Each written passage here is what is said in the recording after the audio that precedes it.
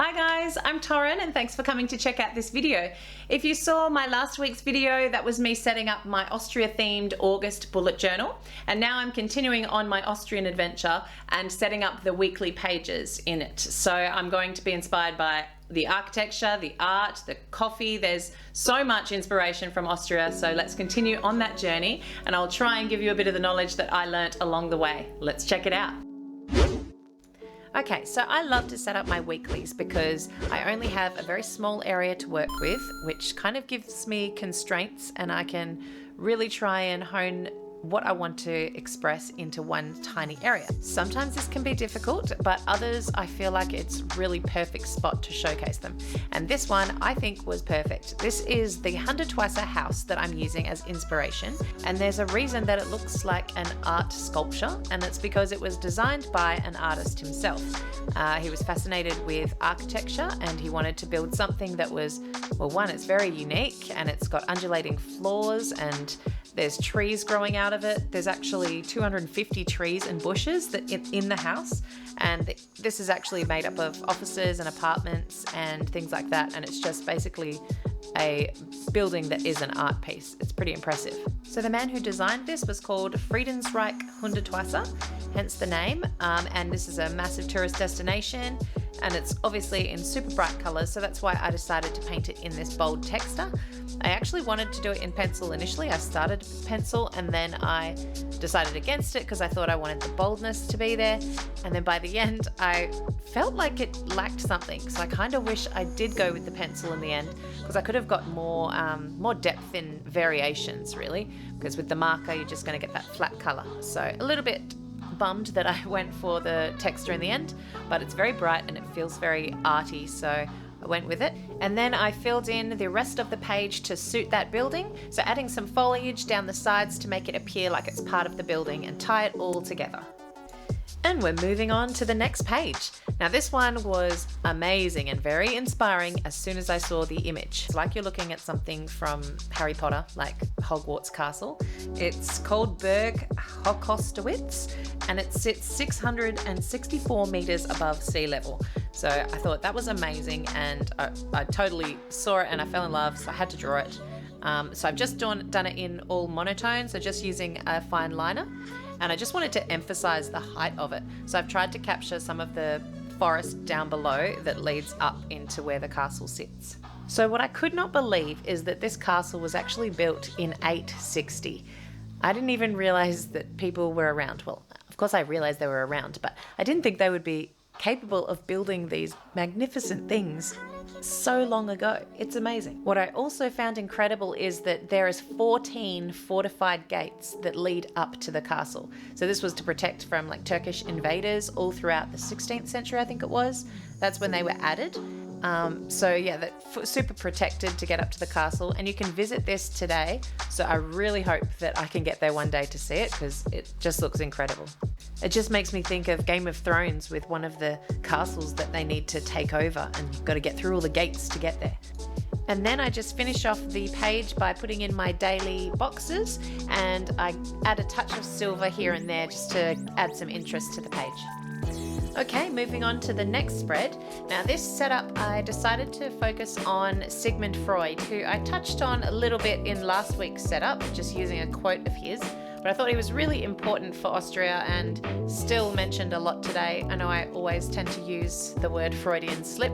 It's just something that's stuck in my brain since high school, I think, learning about Sigmund Freud and his teachings. So if you're not familiar with Sigmund Freud, he's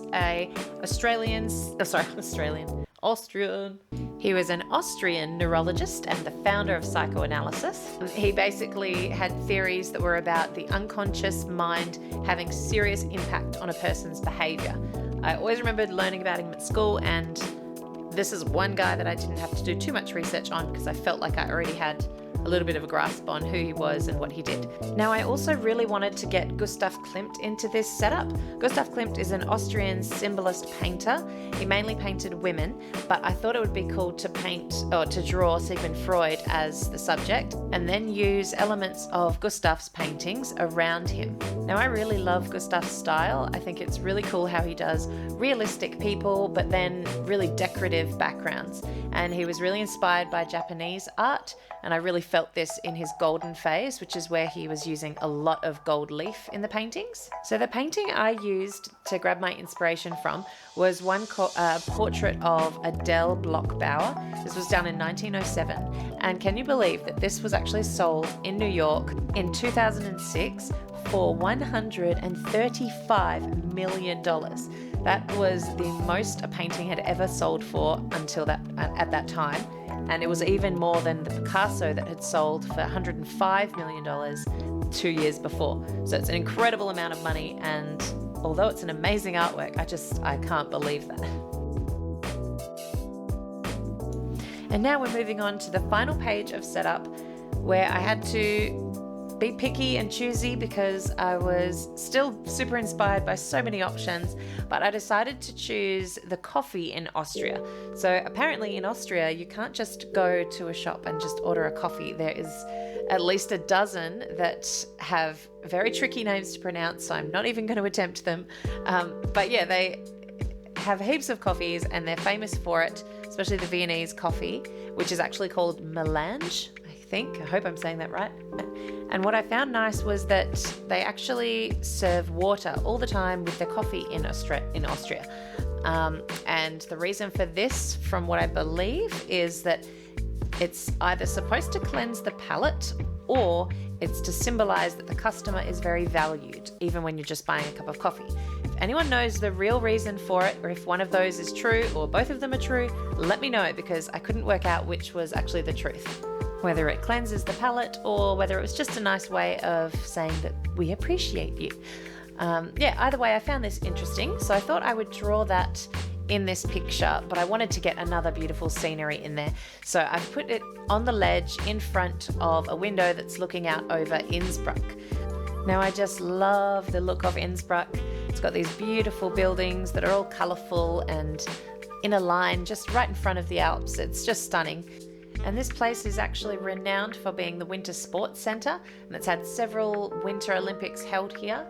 And yeah, it just amazed me. So I really liked the shape of the buildings as well. So the tops of all the buildings, I've tried to reflect in my daily boxes on the left-hand side, just to tie it all together. And now I'm adding some gold for some interest, and my gold pen was running seriously low, but I managed to get through it. And then this page was finished, and then that completes the setup for my weeklies in my Austrian themed August bullet journal. I hope you enjoyed watching, and if you did, I would love it if you subscribed to see more of my videos and click the notification bell to find out when they're uploaded.